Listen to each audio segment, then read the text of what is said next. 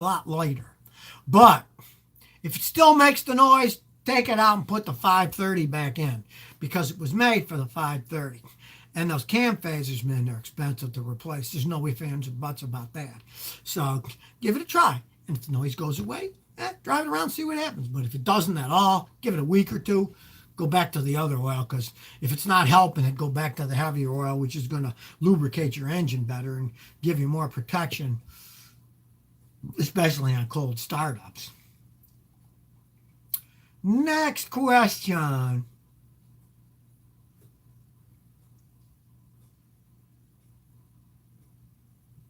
Miso Ramirez says, what are your thoughts on an '05 Scion TC for $3,000 with 150,000 miles? Okay, those are good vehicles. Now, they don't make them anymore, but they really do. I don't know what Toyota had in their mind.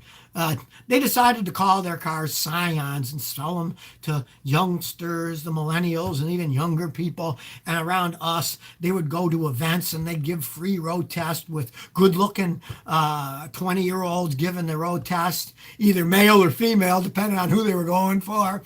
And then after a while, I guess they decided it cost them too much money to have separate Scion dealers, even though they were really Toyotas. And now they're selling them as Toyotas. But they're well-made vehicles. There's nothing wrong with them. You can get it, and it still runs good with that kind of mileage. I mean, I've seen them with 400,000 miles on them. And they're nice-looking cars. There's nothing wrong with it. Normally, I tell people don't buy a car that they don't make anymore, but really, they still make them. They're just going back to calling them Toyotas again. I don't know. They got a weird set in their mind. I can understand them making Lexuses separate from Toyotas because back when they started doing that, most people weren't going to spend 40 grand back then for a Toyota, but they would for a luxury Lexus, even though it's the same company. Well, that was the opposite. They thought, well, the cool hipsters, they want a Scion. They don't want a Toyota like Mom has a Toyota Camry. They want a Scion, but that kind of failed, so now they call them all Toyotas. Next question. Wasim Giada says, Scotty, can I install traction control for my 2003 GMC Envoy that doesn't have it? Well, of course you can do whatever you want, but it's going to cost you a fortune because you're going to have to install all the sensors, the wiring, the computer software. I mean, that's expensive stuff. It just really is. And the money you'd spend for an older vehicle, a 16-year-old vehicle, I don't think it's really worth it. Truthfully, the GM traction control doesn't work that well anyways. I rented one a few years back. We went to Lake Tahoe, and we were riding around all this frozen wasteland, and Lake Tahoe doesn't freeze, but some of the lakes around there do. So I got in it, and I started doing donuts on the ice, and the traction control is supposed to keep it from slipping and sliding. It still slipped and slid like mad on ice, so it doesn't impress me. I wouldn't spend the money trying to do something like that myself, because it really doesn't work all that well. Next question. Ruben Shakir says it's paying $90,000 for a great condition 69 Dodge Charger worth it. Okay, you're getting into the stratosphere there. Now, if you want to get a 69 Charger and pay that kind of money, you want a guy like me to check it out first because it's got to be all original. Got to have all matching part numbers. Can't have any frame damage. It would still have to have the original paint job on it and look good too. Because when you're paying that kind of inflated money, it has to be a unique car, entirely unique. I've got a friend that's got a 57 Chevy Bel Air, and it's worth a fortune because it's still got the plastic cover for the rear seats. Now, the paint's original. Some of it's a little off, but it's still original. The chrome on the windows that go up and down on the top, it's still there. And it's got a little bit of corrosion on it, but it's original. And for that kind of money, you got to have everything original. If the engine's been changed, the transmission's been changed, it's not worth that because it's not original anymore. Now, some guys, if they swap them out and they keep all the original parts, like the original engine and the tranny, then you can think about it because you still got all the original stuff that can be put back in it if somebody wants to do that. But if you don't have all the original parts, it's not worth that kind of money. Next question.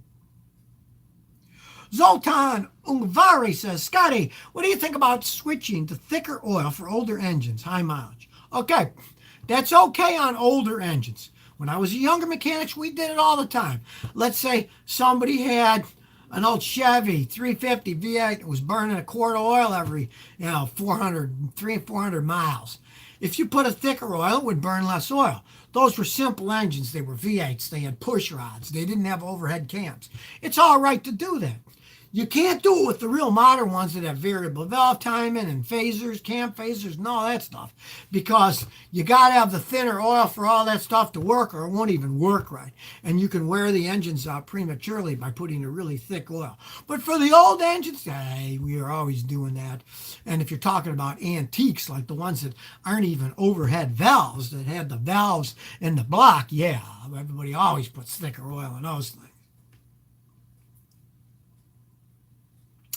Next question.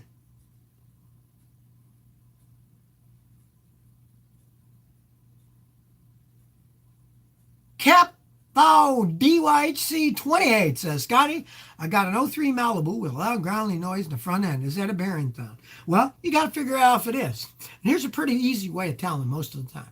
You're driving down the road, say going 40 or 50, do it early Sunday morning or something when there's nobody on the road, and you hear the noise, and gradually veer to the left. And if you gradually veer to the left and the noise gets slightly louder, it's the left front wheel bearing because you're loading it then. Now let's say it kind of gets less, but then when you steer to the right, the growling noise gets louder, then it's the right front bearing that's going out. And if it's in the back, you get a little bit of that same thing. But for that, you really need 3 other people in your car. Roll all the windows down. They can all stick their heads out. If somebody says it's loudest in the left rear, you know it's the left rear. Usually it is bearings that are growling, but by turning it, going at higher speed, you can really tell. Because let's say it's a bearing going out on your water pump or your alternator. Turning it won't affect the noise, but turning it will affect the noise when it's a wheel bearing, because then it loads the wheel more to the side you're turning to and it'll make more noise.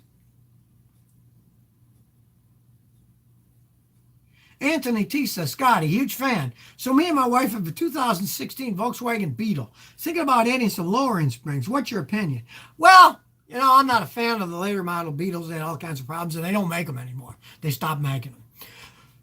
If you want to do whatever you want to do, hey, play around with it. What the heck? That's what I say on that. It's virtually worthless car. They don't make it anymore. So if you try selling it, you're not going to get anything for it. So if you want to play around with it and lower it, go ahead and do whatever you want. If you want it as a toy, keep it as a toy and do whatever you want, because it's not like the car's ever going to be worth any money, because they stopped making them. When they stop making them, the values of the car go down. It was a mass-produced car. It wasn't like a car that they only made 800 of them and one day it'll be worth $100,000. That's never going to happen. So why not? If you want to play around with lowering it, just have a pro do it. Just don't, guess with stuff. Take it to a pro who sets up race cars and who does that stuff all the time. And they'll know which kits to put in, how to set the front up with the rear, and how to align it correctly. Because it'll ride like crap when you lower it, but it'll handle a lot better. If you want better handling, go right ahead and do it. Next question. Situation Money says, at what mileage should an in-tank fuel pump be replaced? Well, that's a very good question. There is no actual mileage. Take my 94 Celica. It's got 240,000 miles. And it's still got the original fuel pump and it works fine. You got a good car with a good pump that can last indefinitely. That has a Nippon Denso pump. It's Japanese. And realize an in-tank fuel pump, if made correctly, the fuel actually cools the pump. Now, see, the old pumps, they used to be outside on the bottom. The weather got to them, and they get hotter because they're outside and they were near the exhaust and stuff. That pump is hidden in the gas tank. The gasoline is relatively cool. And with it running through, lubricating the bearings, sometimes those things can last forever. Now, that said, let's say you got a GM vehicle with an in-tank fuel pump. Heck, if I had more than 120,000 miles, I'd change the pump because they're garbage pumps and they break down all the time. And then you're going to be stranded in the middle of nowhere. So on one of those, you'd wait until you're almost out of gas, then you drop the tank and replace the pump. Because invariably, with my customers, with GM, the fuel pump almost always breaks right after they fill it up with fuel. Then they have a gigantic tank full of fuel, which is almost impossible to take down and take the pump out because it weighs so much. So if you want to do any preventative maintenance with a GM product, wait until you're almost out of gas, and then you can easily drop the tank. It won't weigh anything. Take it apart, and then put a new pump inside. Next question. Nate Dogg says, Scotty, I'm a big fan of my own question is this. I have a 95 Mitsubishi Eclipse GSX with 130,000 miles. I have gasoline getting to the oil. What could be my issue? Okay, when you get gas in your oil, it's normally that you're getting some gasoline going past the piston rings, getting into the engine oil. Now, if it runs poorly, then I would say you want to have a mechanic check the fuel injectors. It could be that the seals are leaking and they're dripping too much gas in, or the MAF sensor is wrong and it's giving too much fuel, and so some of it gets by the piston rings. But I know Mitsubishis, and a lot of times it's just the piston rings wearing out because they have cheap piston rings in Mitsubishis. So what you want to do is have a mechanic, or if you've got a set of tools yourself, do a wet and dry compression test of the engine. Take out all the spark plugs, do a compression test, then put half a tablespoon of oil in each cylinder and do the wet compression test next. And if you find the compression pressure goes way up, it means your piston rings are worn. You have to rebuild the engine. I see that a lot in the Mitsubishi. They have weak piston rings. And when they're older like that, a lot of times, that's just what happens. If that's the case, just add oil as it burns it and live with it, unless you want to rebuild the engine, which is more than the car's worth. Next question.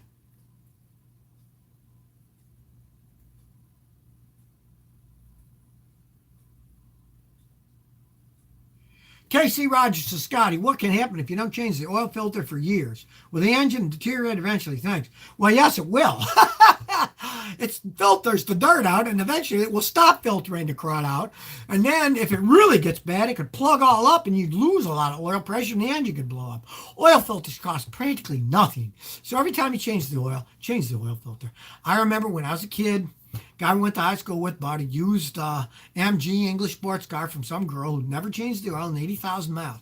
And when he finally took it apart, the oil filter came apart like wet cornflakes.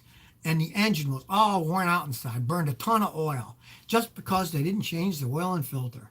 You know, filters are cheap, change them. You don't want them to get clogged up, and you don't want them to eventually maybe completely deteriorate, and then the pieces start getting inside all the little holes and clogging everything up. Oil filters are cheap, engines are expensive. Just change the filters every time you change the oil, every 5,000 miles or so. Next question.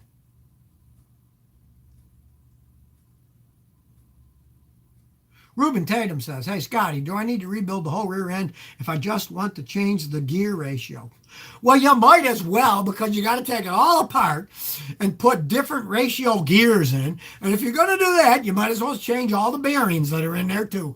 It would be stupid to not do that if you're going to go through all the trouble of taking it apart and putting different gears in to change your gear ratio. Let's face it, it's like I remember years ago, guys would come in and they'd say, oh, well, I need a valve job in my engine, but I just want to do a valve job. And I'd say, I wouldn't do it. And I said, what do you mean? You can't just do a valve job on the head of the engine because the old piston rings are worn, the bearings inside the crank are worn, and if you make the head really strong but the bottom isn't, then odds are it's going to wear out the bottom end even faster. So it's the same thing with the rear end. If you're changing the gears, change the bearings too. It would be foolhardy to do a big job like that and not do it correctly and put all new bearings into it. Would just be foolhardy. Next question.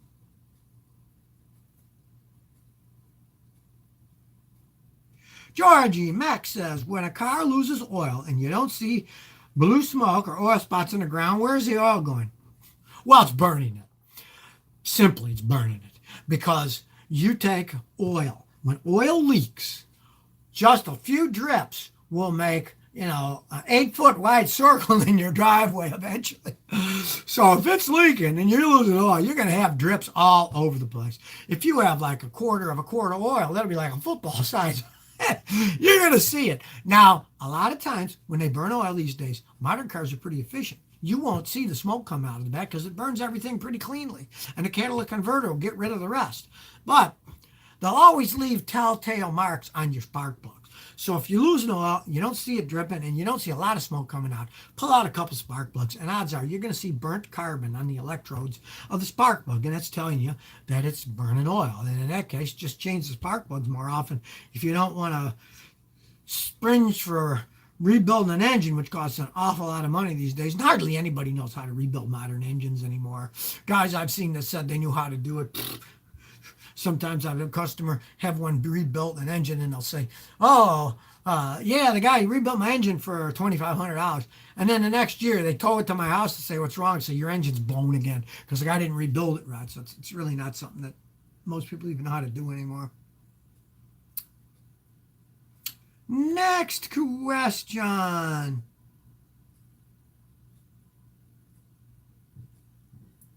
Letty says, Scotty, what do you think about the 2018 to 19 Corolla versus the Honda Civic 2018 to 19? The Civic looks better, but is that good? Manual transmission, of course. Okay, well, hey, if you're talking about manual transmissions, in that case, I would get the Civic because it's a much faster car. It is a somewhat better looking car, and it really does handle better. Now, in terms of long life, odds are the Corolla is going to last a little bit longer. But a Honda Civic, especially a modern one with a standard transmission, they are really fun to drive around. They're good-looking cars. In that case, with the manual transmission, I would probably get the Honda Civic because they are zippy little cars. And if you really want to get that racing one, the R that they have, that is a screamer. Next question. Nick Woodfield says, hey, Scotty, do you recommend people finance their cars or pay cash? Hey, I paid cash for every car that I ever bought. And man, I tell you, I've gotten deals. In my entire life, my own personal cars that I drove, I spent $7,500. And that's 51 years of driving cars. I've spent $7,500 total for every car that I personally owned. Now, that doesn't include my wife's cars because she likes fancier cars. But it's all I've spent. You can save so much money paying cash for cars because I don't care what anybody says. Oh, it's the same price, cash or credit. It's BS. If you get on the street and somebody really needs money, one of the few things that most people have that they can sell fast is their car. Now, selling a house, that could take a year or more to sell a house. But selling a car, you can sell it fast. It's about the only thing you can get some serious money for these days. So you can get a deal when you pay cash for a used car.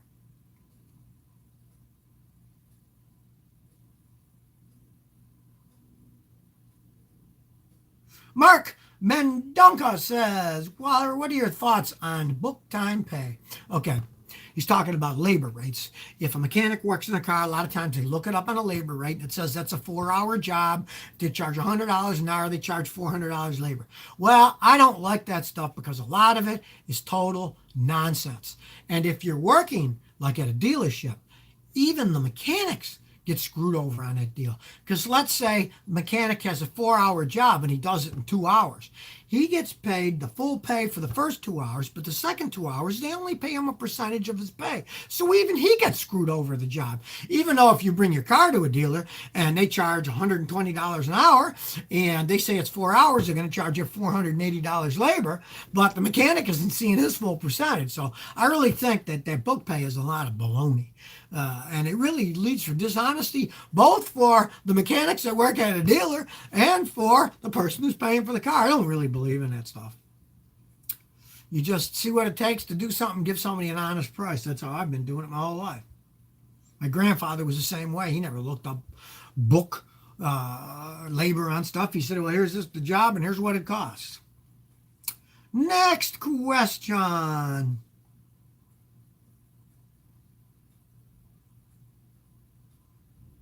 Robin Teo says, how are Proton and Perodua cars in Malaysia? Are they good? Well, I've never personally worked on one because they don't sell them in Texas, but I have friends all over the world And I have friends in Malaysia, and they like those cars. They say that they're decent cars. They don't sell them over here, so I can't say. I'm sure they would never really be big sellers in the United States because they're kind of micro cars. But my son's married to a woman from Singapore, and when they go over there, almost all the cars they said are micro cars, and they sell decent over there. So, I mean, if you need a small car and you live in a really congested area where it costs a fortune for gasoline, they're probably pretty decent cars. But they're too small from what I've seen to really fly in the United States. Americans always like a little bit bigger cars. They don't really go for micro cars. Well, that's it for this week. Remember, every day of the week, I upload 2 videos to the Scotty Kilmer channel on YouTube. Subscribe so you never miss one, and ring the notification bell so you always get notified. And I'm here every Thursday at 1 p.m. Central Standard Time on YouTube Live answering your questions, and Saturday at 10 a.m. answering your questions on YouTube Live. So I'll catch you next time.